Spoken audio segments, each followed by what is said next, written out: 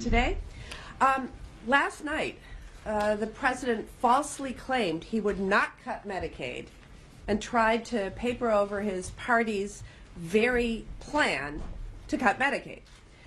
This lie lasted all of 12 hours. This morning we saw exactly what we knew all along. The Republican Party is united in their drive to cut Medicaid and rip health care from millions of seniors, disabled Americans, children, and so many more.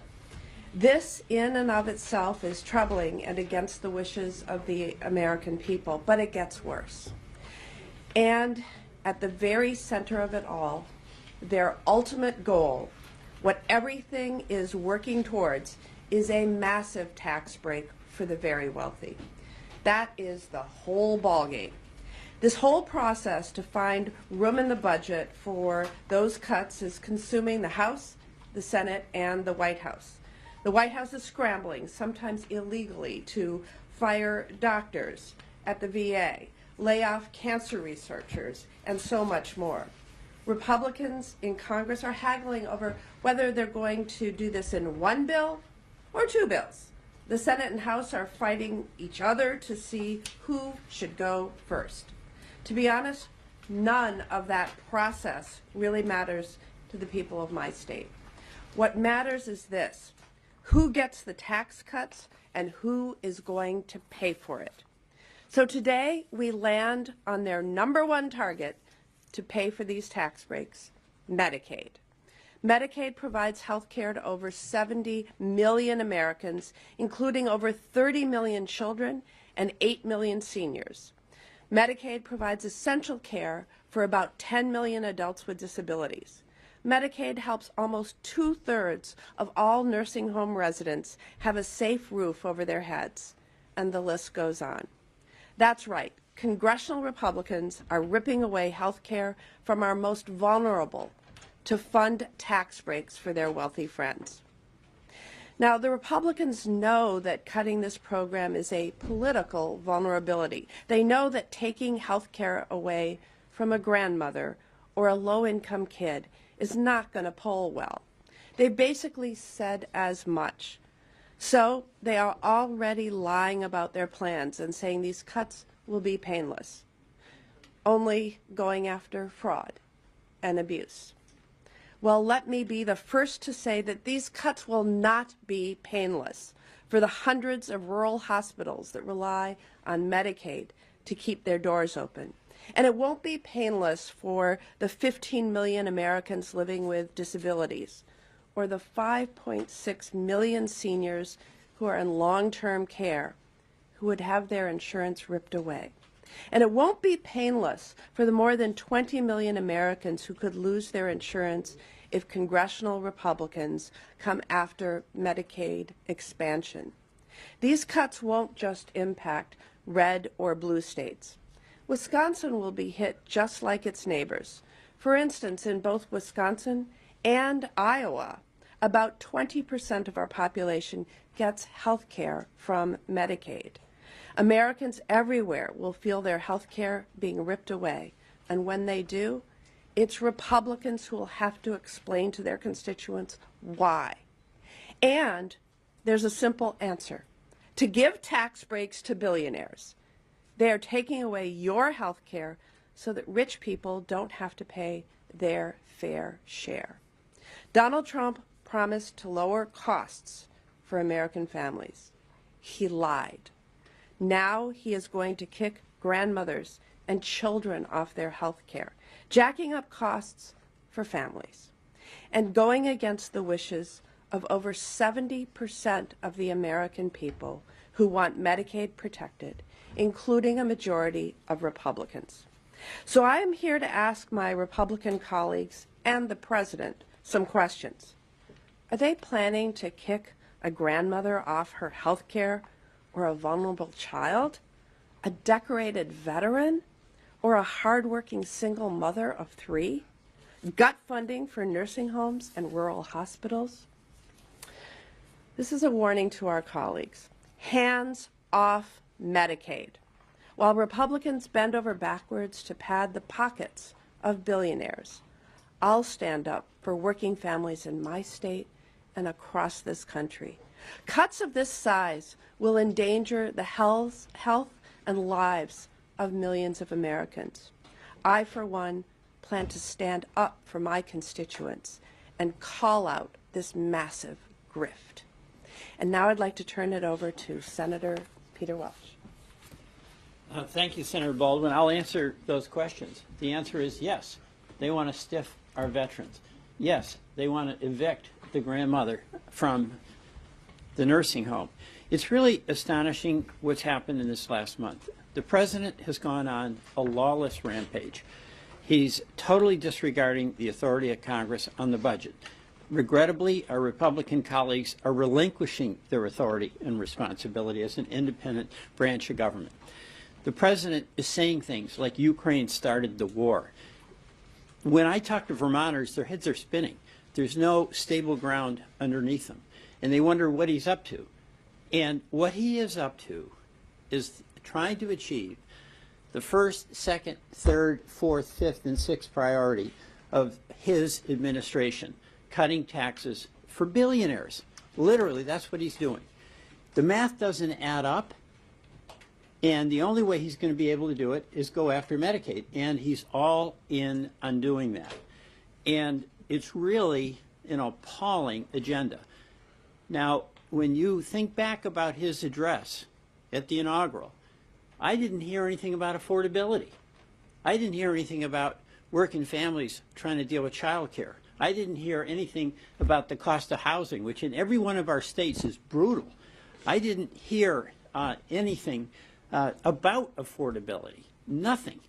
And then he gets into office, supposedly loving Medicaid, supposedly being a tribune of working folks who are having trouble at the end of the month paying their bills.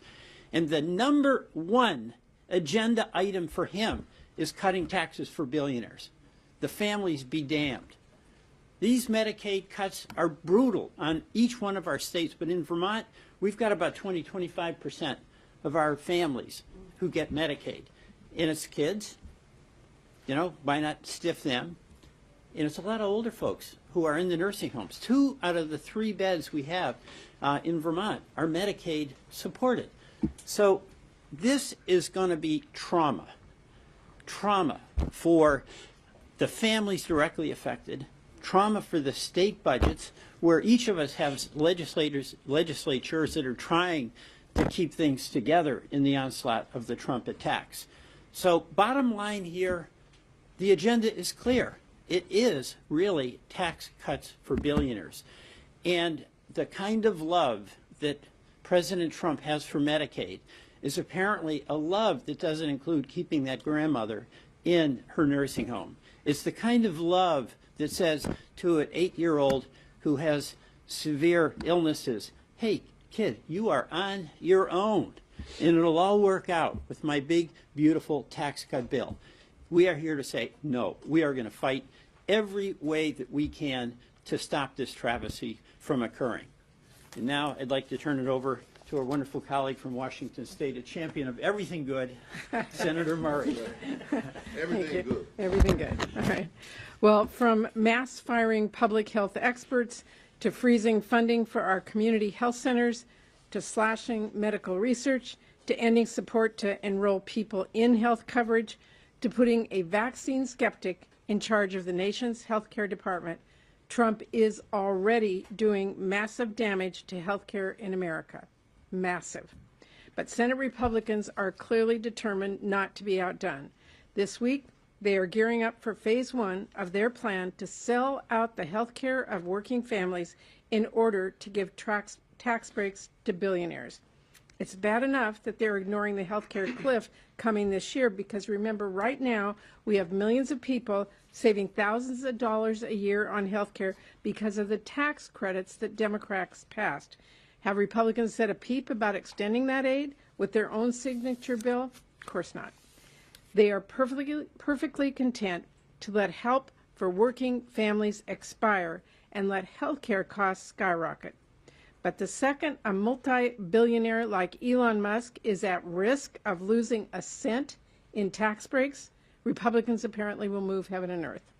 That's bad enough, truly, but it gets worse because the Republican plan isn't just to let support families need expire. The plan is to cut off their health care.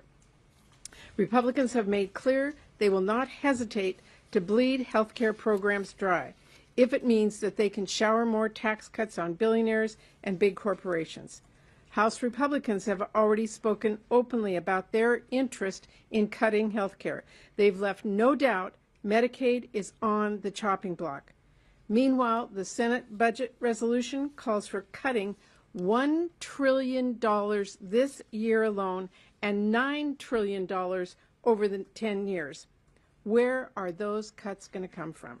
If billionaires are getting the benefit, we need to ask who's paying the cost. Everyday Americans are going to pay in shuttered community health centers. They're going to pay the cost in canceled clinical trials. They're going to pay with less access to birth control and cancer screenings and weaker public health departments. And that is just the start. They're also going to pay when millions of families with the tightest budgets have health care ripped away from them. The cold, hard reality is that Republicans are going to cut this deeply and painfully to extend tax cuts for billionaires. They will have to cut things like veterans' health care, Medicare, and Medicaid. Every time Republicans have tried this, including in Trump's first term, the American people have made extremely clear, don't sabotage our health care and don't jack up our costs. So Republicans may be charging down the same dangerous path once again, and once again, Democrats are not going to be silent, and nor will the American people. We will stand up, we will fight tooth and nail to protect the health care that families rely on. With that, I will turn it over to Senator Cortez Masto. Thank you. I am so pleased to join my colleagues today to really shine a light and bring transparency to what is happening here. As you have heard, President Trump and his Republican allies, they want to gut Medicaid. It's the only way that they can pay for these billionaire tax cuts. It is what is happening, even though Donald Trump is using sleight of hand, quite honestly. He's not being honest with the American public. Let me talk a little bit about that, because just a few weeks ago, Donald Trump said he would love and cherish Medicaid, that he would only cut waste and fraud from this essential health care program. But we know from history that Donald Trump has been trying and failing to dismantle Medicaid since he first got into office. In his first term, he tried to cut Medicaid in each of his annual budget proposals. He wasn't honest with Americans then, and he's not honest with them now. Last night, President Trump said, and I quote, "Medicaid, none of that stuff is going to be touched." Then this morning, he endorsed the House Republican budget bill that is going to slash billions from Medicaid. Now, actions speak louder than words, and Americans are watching. I think all of my colleagues here are for getting rid of waste and fraud where we see it. And listen, I served as the Attorney General for Nevada for 8 years. The Medicaid fraud unit was in my office. It was in my office. And we were prosecuting individuals and held them accountable for Medicaid fraud. So I know two or thing about this, but that's not Donald Trump's plan. That is not Donald Trump's plan. He made it clear this morning when he endorsed a bill that would cut nearly $1 trillion in health care for families, children, pregnant women, the disabled, and low-income seniors who rely on Medicaid. In Nevada, that's 800,000 people who are lifted up by Medicaid. And here is the hard truth that the Republicans and Trump administration won't admit to the American people. They cannot fund Trump's tax scam by just cracking down on fraud, waste, and abuse in Medicaid. To cut nearly $1 trillion, which their budget plan calls for, they have to gut Medicaid. Donald is being dishonest with Americans. It's cruel, it's dangerous, and it'll leave hundreds of thousands of Nevadans without access to affordable health care, just so billionaires can pay less in their taxes. I want to talk a little bit about what this means for Nevada. In Nevada, like many of my colleagues have talked about in their states, we rely on federal funding for the vast majority of our Medicaid program. Without it, policymakers in my state will be forced to make hard choices, cutting payments to providers, cutting Nevadans' health care benefits, or both. If my state, if Nevada is forced to cut payments to providers, that will mean more health care clinics will close. Few doctors will be incentivized to come to work in Nevada, and the providers who remain will be forced to cover their losses by raising prices on patients. Either way, Nevadans pay the price whether they're with their hard-earned money or with their health. And by the way, it is going to hit the hardest in rural communities, in rural Nevada.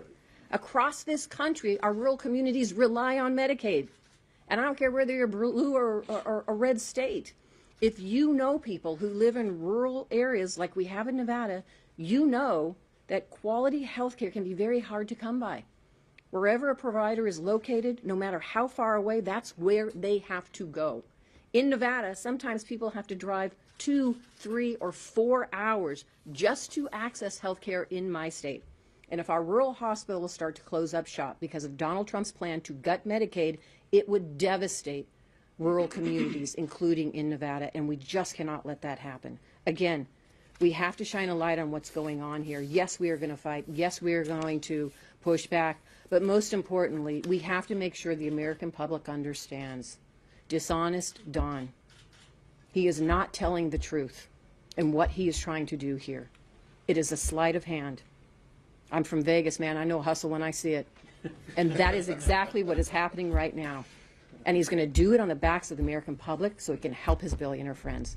And now, with that, I'd like to turn it over to my good friend Maggie Hassan from New Hampshire. Well, thanks, Senator Cortez Masto. Like my colleagues with me here today, I am here because Granite Staters are truly alarmed by the Republicans' attempts to pay for tax breaks for billionaires by effectively ending Medicaid as we know it. These Medicaid cuts will hurt people in communities in every corner of the country. These cuts will harm millions of families across the country, people who matter, and they depend on Medicaid every single day. Who are these people on Medicaid and the Children's Health Insurance Program? Well, in New Hampshire, the most recent figures show that these programs cover more than 180,000 people. That's over 10% of the population in New Hampshire, including nearly 90,000 kids. It covers over 15,000 people with disabilities, covers nearly 10,000 seniors, and nearly 10,000 Granite Staters struggling with addiction depend on Medicaid for medication-assisted treatment, which is the gold standard for addiction care. As governor, when we expanded Medicaid, we did it with Republican support. It was a bipartisan effort because even though we didn't agree on everything, we understood that we are all better off when people are healthy. When more people are healthy, when they are free from chronic illnesses or addiction, more people can work and our economy gets stronger. We also expanded Medicaid because we understood that in a great country like ours, there is nothing American about turning our backs on our neighbors or leaving seniors who need nursing home care to fend for themselves. In this country, everyone should be free to get ahead and stay ahead. This is America, and this is the country where everybody counts and matters, which means everybody needs and has to have access to quality, affordable care. If the Republican budget passes, it will be the end of Medicaid as we know it. More people will get sick, our economy will be weakened, and families will be hurt. And I just want to say one other thing. When we expanded Medicaid in New Hampshire, one of the groups of people who were really helped were people who were too sick to work. For instance, they might have been laid off, so they didn't have health insurance anymore. Their chronic illness got worse. They could only get health care when it got really emergent. Then they would sink back into chronic illness again, and they were never well enough to work, and it was this vicious cycle. When Medicaid expansion came around, those people got health care. And I still remember the people who came up to me and told me that they hadn't been able to look for a job or work for over a year, let's say, after a layoff. They got Medicaid expansion, they got the health care they needed, they got to work, they got off Medicaid, and they got onto private insurance. So this is a really important program for people all across the country with chronic illness, and it's a really important program for employers who want a workforce that is ready and able and healthy enough to work. The American people deserve to know why support for a child with asthma or treatment for someone struggling with addiction should be sacrificed to pay for another tax break for multi-billionaires. So I urge my Republican colleagues to follow the bipartisan example we set in New Hampshire and in many other states. They need to reverse course, and they need to stand up for Medicaid, because when they stand up for Medicaid, they're standing up for the people of their states. Thank you. Oh, and I am now turning it over to the wonderful senator from Georgia, Senator Warnock. Thank you so very much, Senator Hassan. Great to be here with all of my colleagues. A budget is more than a fiscal document. It is also a moral document. Show me your budget and I'll show you who you think matters. Who's in and who's out, who you think is expendable, where your priorities are. And as we take stock of what the Washington Republicans are trying to do now, this budget, if it were an EKG, would suggest that Washington Republicans have a heart problem and that they are in need of moral surgery. And so the consequences of the actions that they are trying to take in this moment hits into the lives of ordinary people. I think too often those of us who work in this space and those who cover us sort of cover the politicians. And when the politics becomes about the politicians, we lose sight of where and how this actually matters for ordinary people. What they're trying to do is both immoral and impractical. I have been working in this healthcare fight for years, long before I decided to run for the United States Senate. I was fighting for healthcare in Georgia.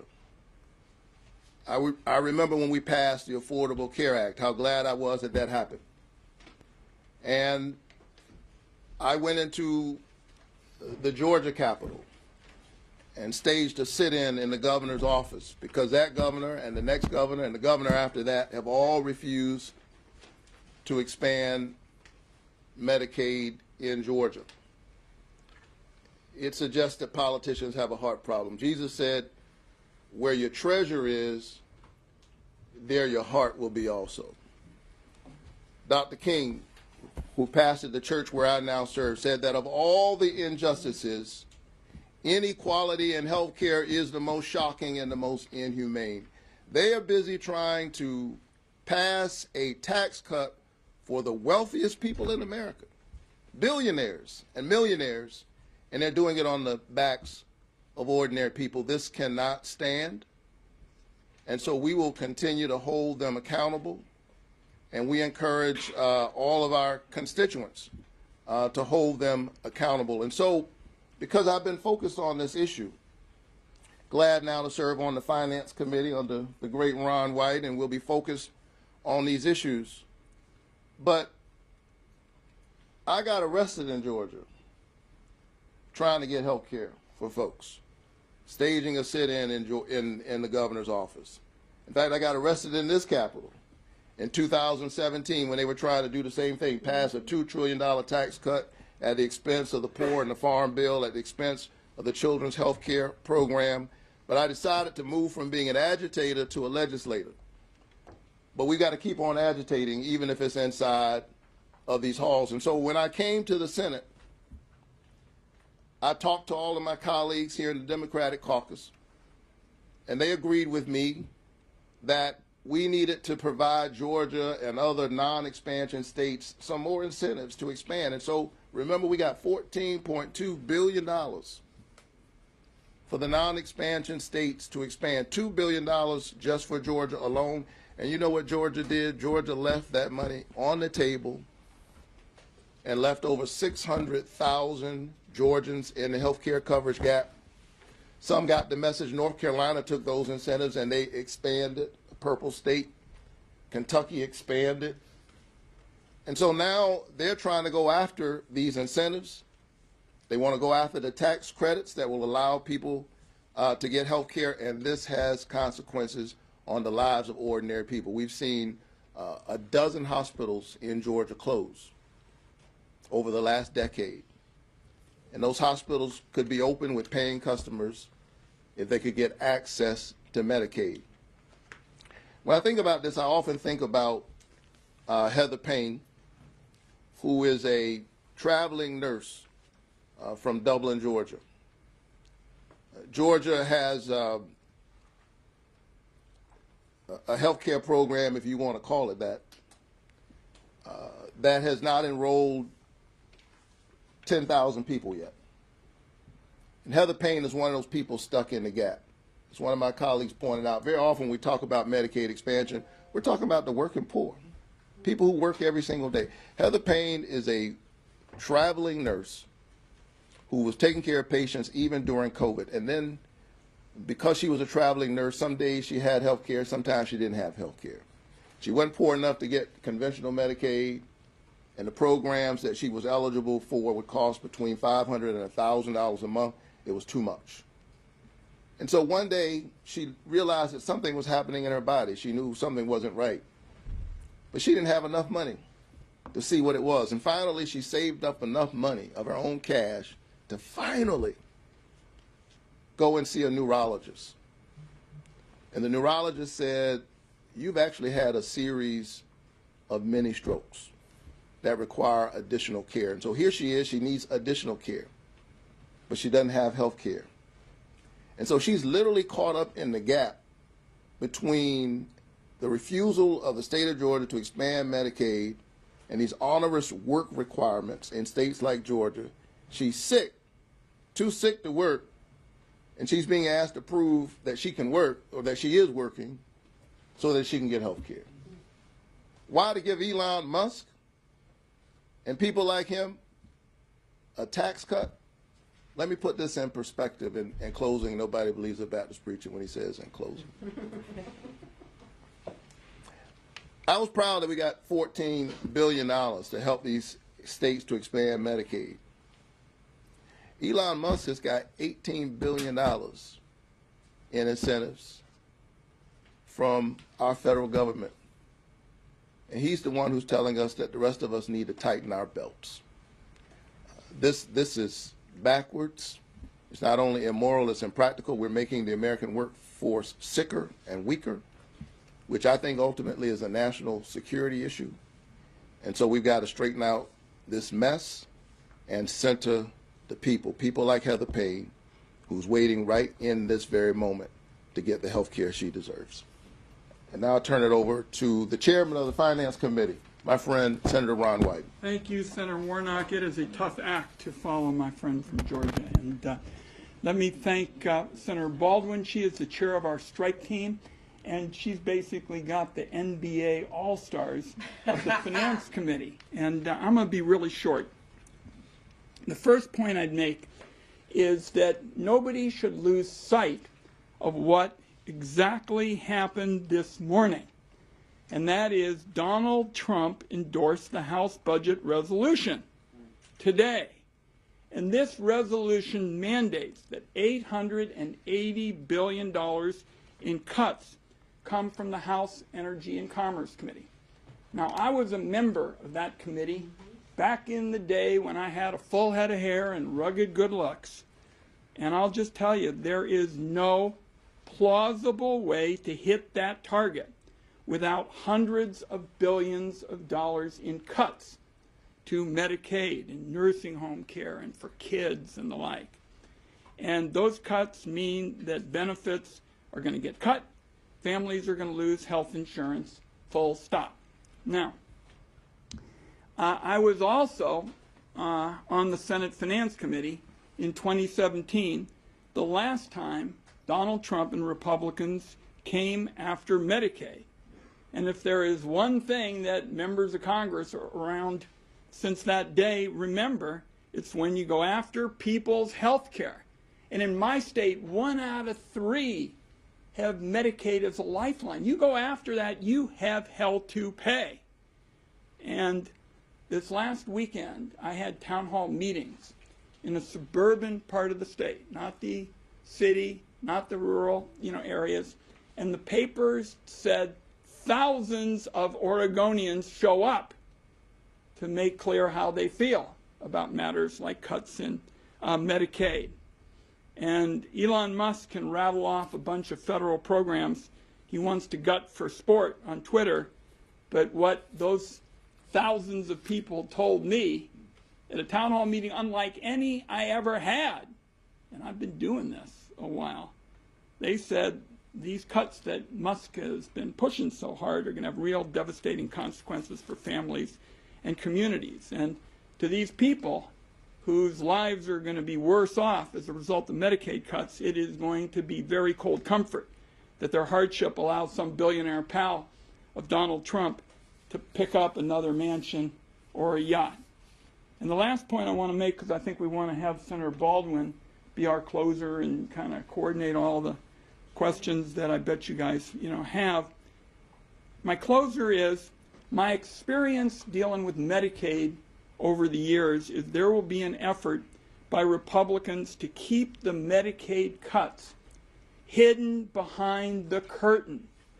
They did that on the floor when we closed the debate about Robert Kennedy. And the senior member, the chair, came and said, oh, we're really not doing anything. And I basically got him and said, are you kidding me? As we speak, they're working on their $880 billion worth of cuts. So my colleagues, today are making it clear that we're not backing down from the fight, and I'm happy to be involved with them in it. And Senator Baldwin's doing an excellent job being head of our task force on this, and I look forward to working with her. And in the parlance of the Senate, I yield the floor to our chair. Yes.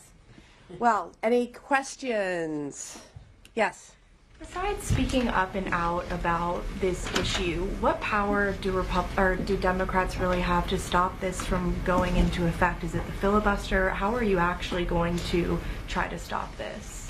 Well, I think in addition to our own actions, we are alerting the American public. It was the American public, our constituents, who voiced their concerns during the first Trump administration, which led to our being able to save the Affordable Care Act, Obamacare. People understood that this was a critical threat to their health and well-being. And so we're sounding the alarm. Last night, the president said, I'm not touching Medicare, Medicaid, Social Security, whatever, VA, I'm not touching them. By this morning, he endorsed the House budget resolution, which paves the way for massive cuts to Medicaid. And people have got to be aware. We also have to explain what Medicaid does. The posters that are here talk about who is covered.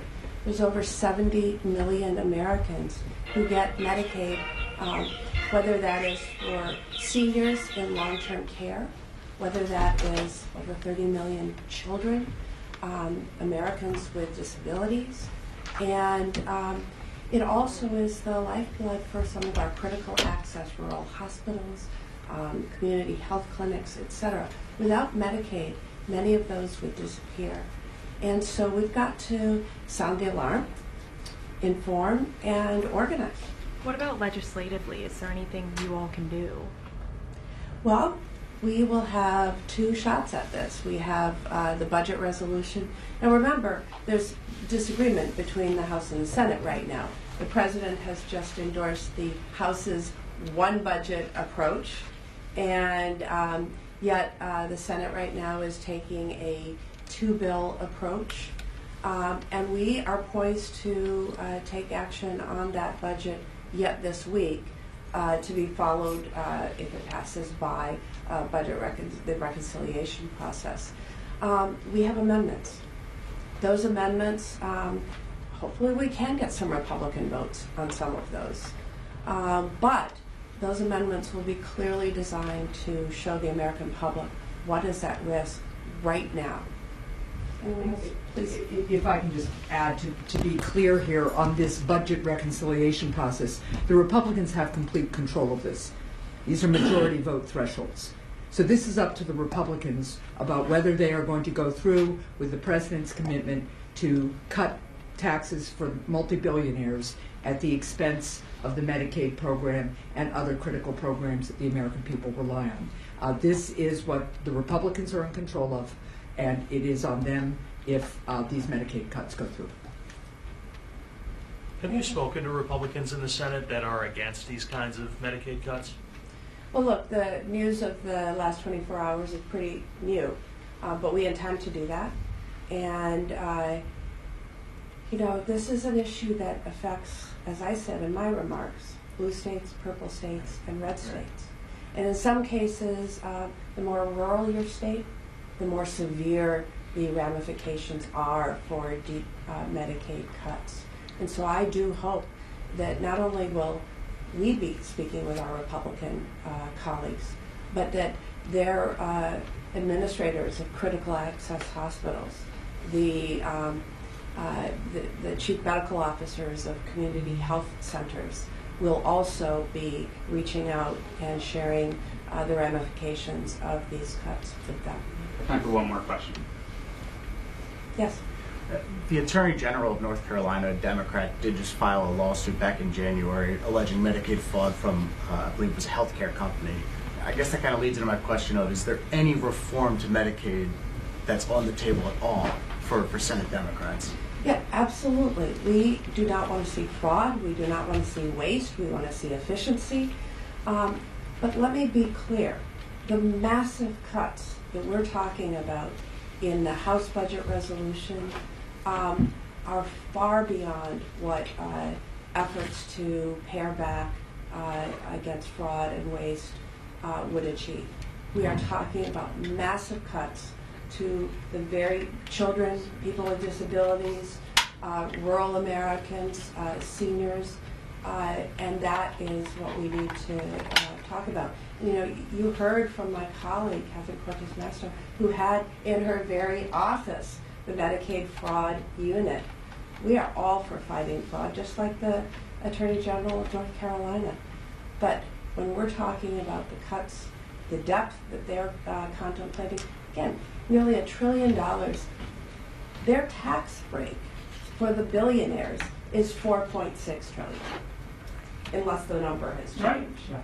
And so they're going to be digging deep. They're going to ask the most vulnerable Americans to pay and sacrifice so that Elon Musk and Donald Trump and their ilk, can get massive tax cuts. And that should not stand. We'll say fight fraud, not nursing home services that are a lifeline to the elderly. And I'd also add, look, the Inspector General of the Department of Health and Human Services has a long record of uncovering fraud, going after wrongdoers, holding them accountable, and getting the money back. But the Trump administration, as you know, has fired almost all of the inspectors general, the very people who go after fraud, waste, and abuse in our government and have a track record of getting results. So, again, they're speaking out of both sides of their mouth here. Thanks.